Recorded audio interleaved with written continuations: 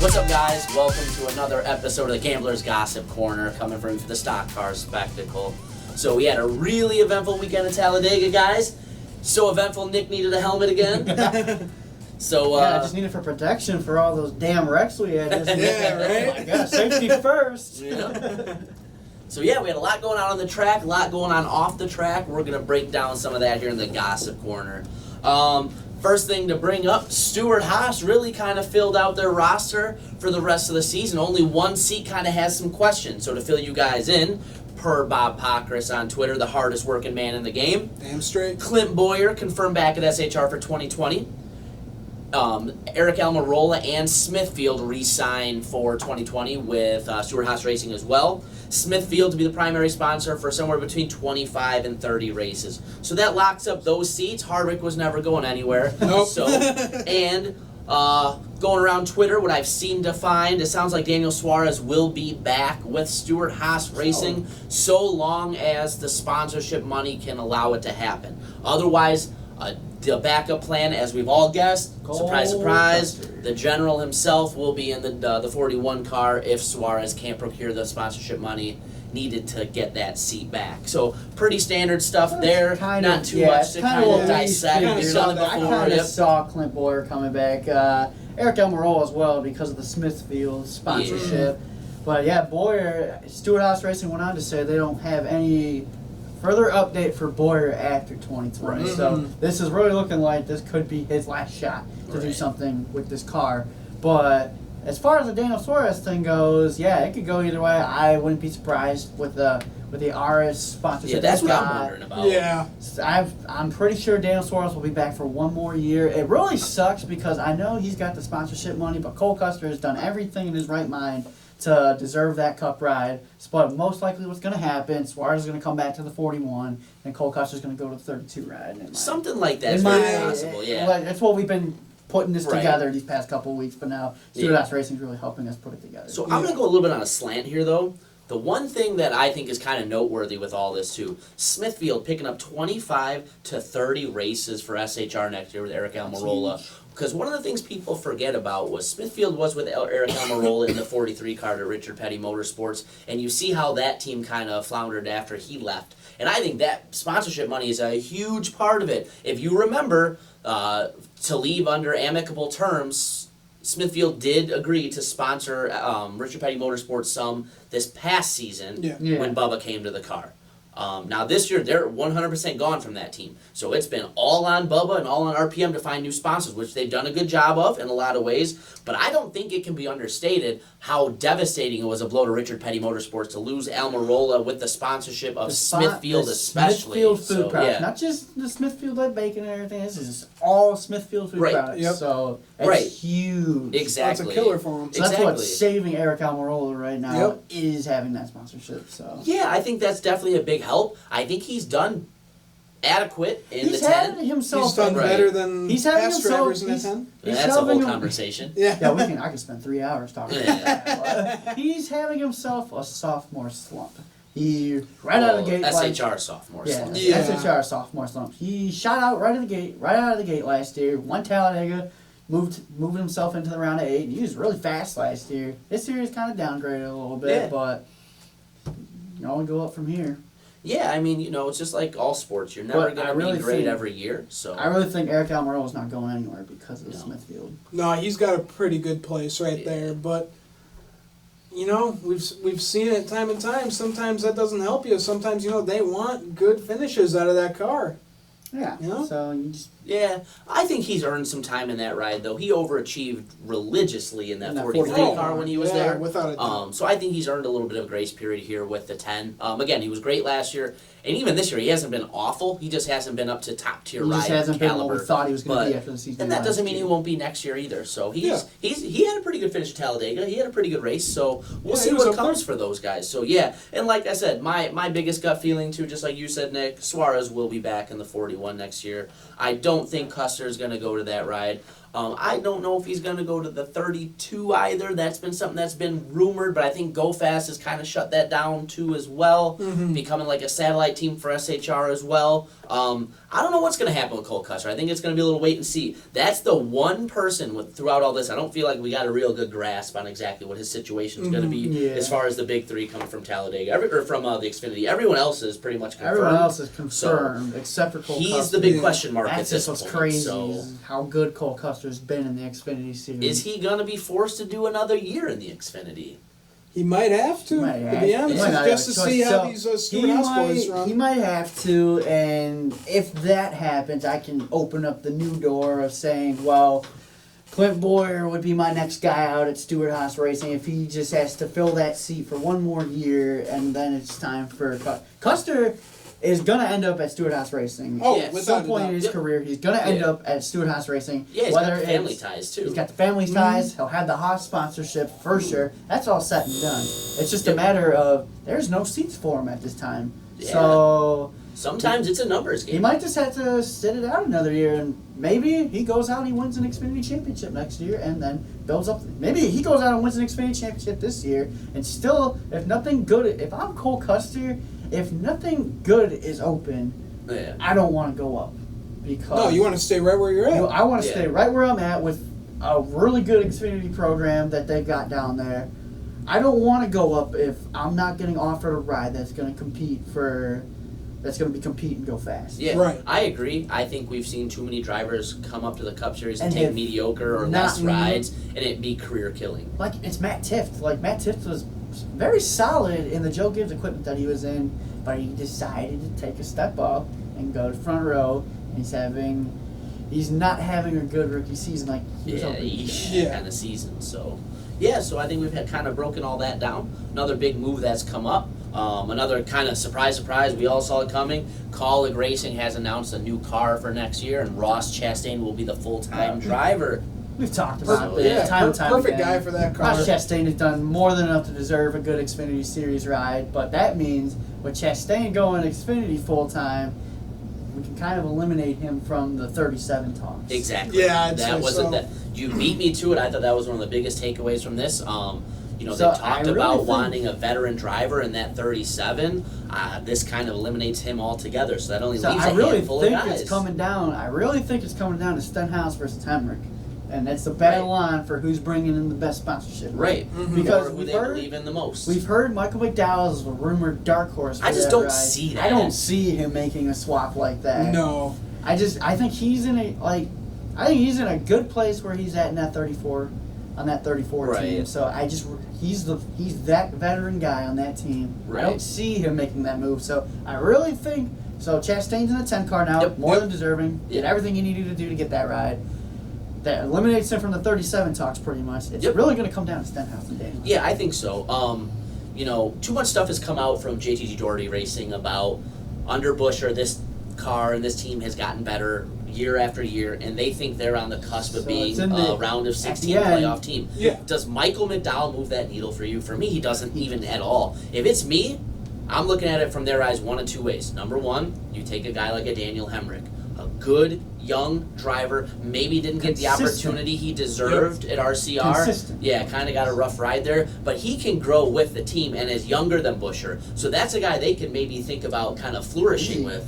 Daniel Hemrick's old. Is he? I thought he was only like He's- 26. No, he's like, He's 28. Oh, Yeah, is he's he? around your Oh, age. I thought he was a little younger than He's an that. older But guy. still, he's you not should watch old. that old talk around him. Yeah. Well, he's an older rookie. Well, guy. Yeah. he's in his 20s.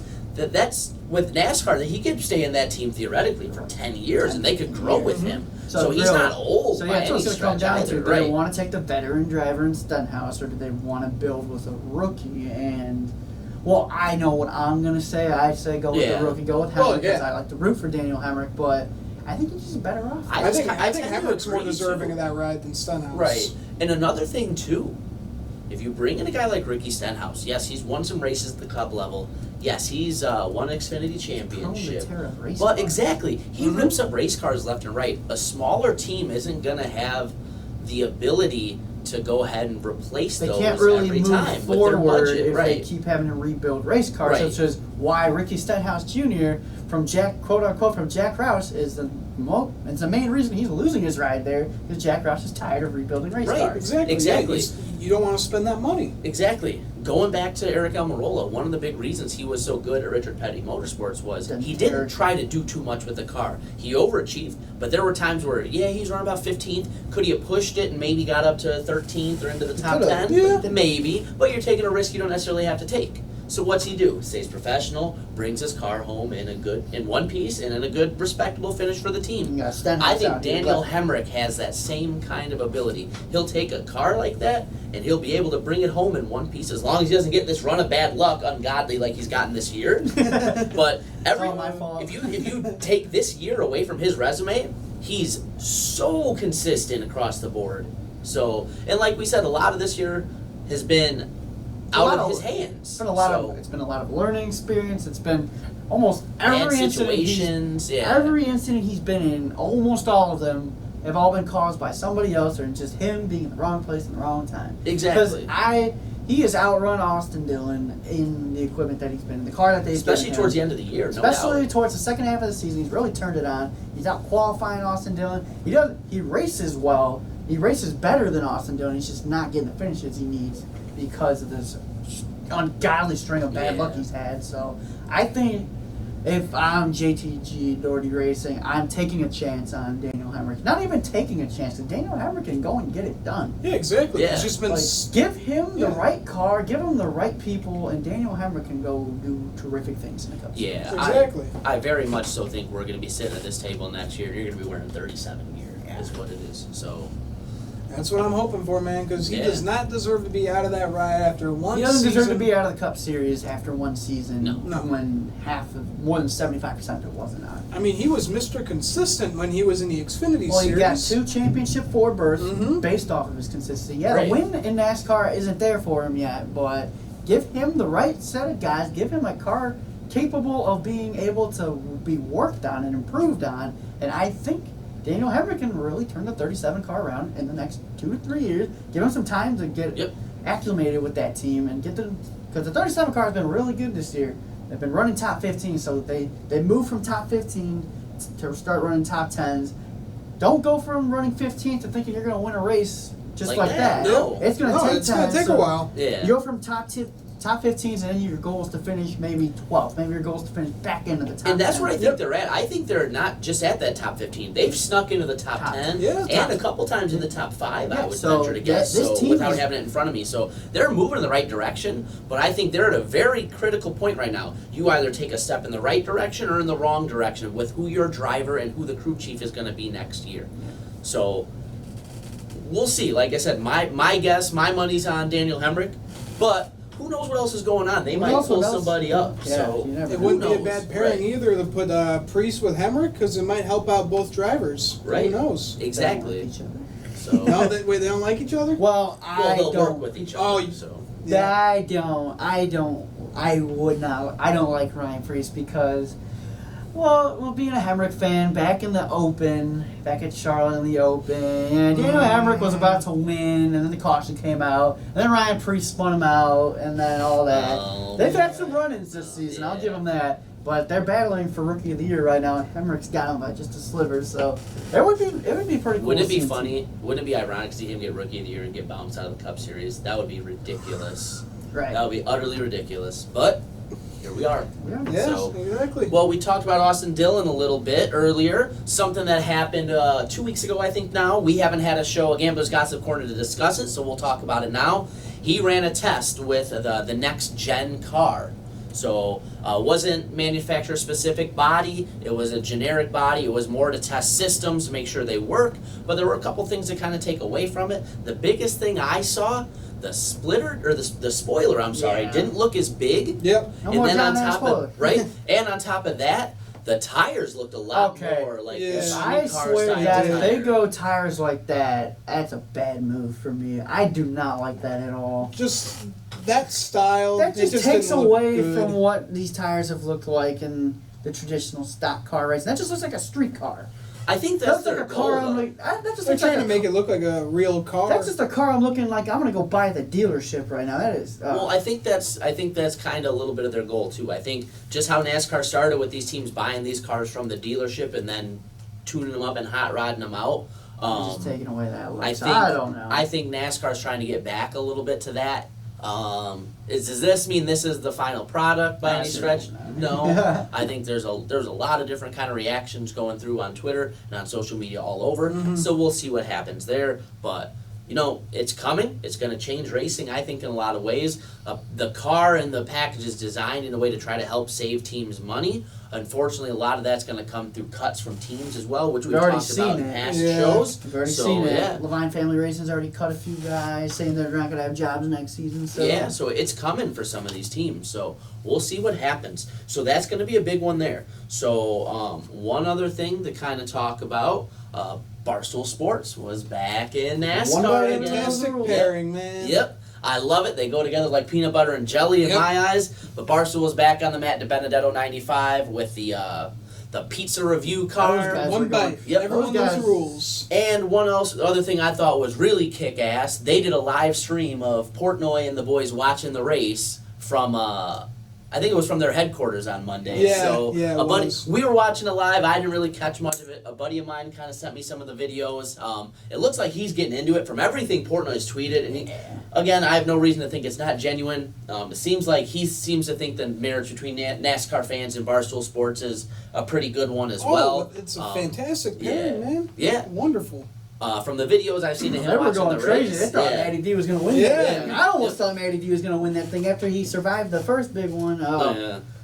Now, Dave, boys, we got to work on your NASCAR terminology just a little bit. Yeah. It's called drafting, not connecting. You guys will get there. There's a lot of different goofy stuff that happens. Stick around. Yep, you watch the sport long enough, you learn though. I love the enthusiasm. I love Yeah. everything you guys are doing for the sport. The sport's been up this year and you guys have entered this year. I don't think that's by accident, so thank you for everything you guys have done for NASCAR so far. I know us three are especially appreciative, being Barstool fans, being Stoolies. Yep. So, hell yeah, guys, that's awesome. Keep it up. So, yeah, that was pretty awesome to see. I'll pre-order that car as well, so I'll Oh, have yeah. I both want that picture. NASCAR diecast. Yeah. Yeah, so that's pretty And kick-ass. it was pretty cool So, seeing Portnoy doing a pizza review with Matty D in the garage area. From yeah. the guy that feeds Matty D every weekend. Yep. So, yeah, pretty cool to see that. Yeah. And I just hope this brings out more fans to the track, really. Right. Exactly. That's what NASCAR needs. We just need more viewership, and there's a lot of reasons to be watching it, man. It's a lot Right. of fun to watch, and some people just don't see that, so maybe this will open up some eyes, man. Right, and I think they've kind of hit on a lot of what could be an untapped kind of market for NASCAR in a lot of ways. Like if you go back and watch some of the documentary stuff on how Barstool started, they started by throwing like these kind of epic parties and stuff. Mhm. And I think NASCAR's kind of got a untapped market coming available right now with you've got your younger, your college age kids now. Like you're starting to see the NASCAR YouTube community kind of flourish, which we're trying to get into as well. I think Dave's doing a great job and Barstool's doing a great job at trying to find a market for those guys. Like, hey, these people go to these races, which in a lot of ways, look at Daytona as Talladega, as a perfect example. The weekend's a huge party. The stories yeah. that come out of the Boulevard are nothing short of absolutely legendary. So it's a perfect marriage between the two. Exactly. So, and I think he sees it. I think he's trying to bridge the gap.